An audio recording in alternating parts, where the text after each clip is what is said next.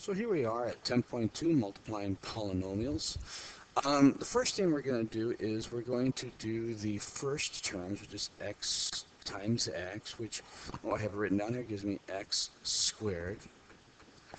Then the next multiplication we're going to do are the outer terms, the two outer terms.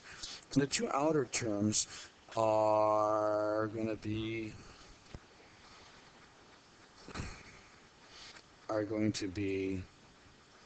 x times negative 7, which gives me a negative 7x. And then the two inner terms, which in this case are negative 8 times x, which gives me a negative 8x.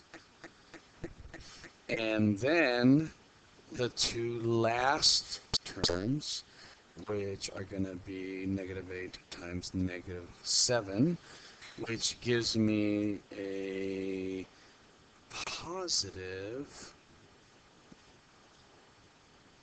56. So now I combine my like terms, and I have x squared minus 15x plus 56, and that's the expression that I get. Let's try the next one. It should be a little bit more complicated because we have obviously a coefficient in front of that variable. So let's go through it again, and I'm going to show you the way I can remember this. I just kind of do like a little man. As I go here, I go, the first terms are this times this, which is 10x squared. I do the two inside ones, which is 15x plus the two outsides. We got a little smiley face and a little chin right here, which is 2x plus 2x. And then I do my last ones, which is plus 3. Then I have 10x squared plus 17x. I combine these two like terms, plus 3, and there you go. Pretty easy, huh?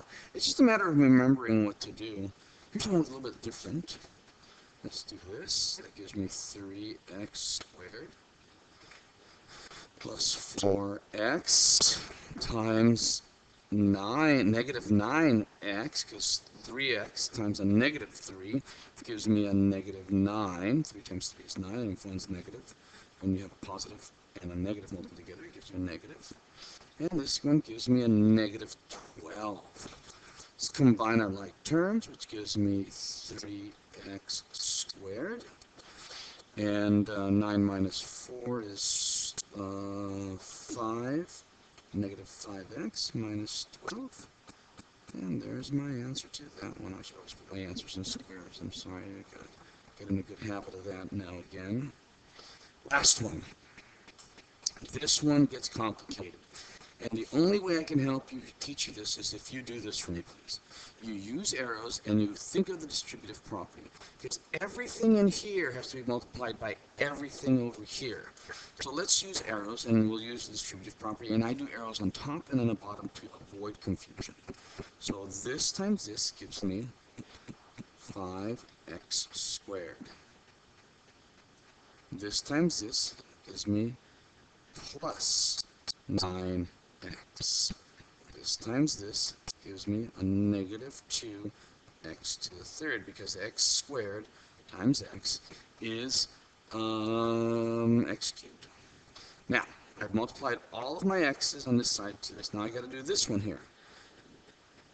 Now I end up with a negative 20x, and I'm just going to line them up, negative 20x. That way I can just easily take care of the addition and subtraction later. And this becomes negative 4 times negative 4 times 9 again is 36, and that's a negative 36. Are there any? No, so I'm going to put negative 36 over here. And negative 4 times negative 2x squared will give me a positive 8x squared. So it's 8x squared. See how I lined these up so I could just do this and start adding them up? So 8x squared is a 13x squared. This subtracted out gives me a negative 11x minus 2x cubed minus 36.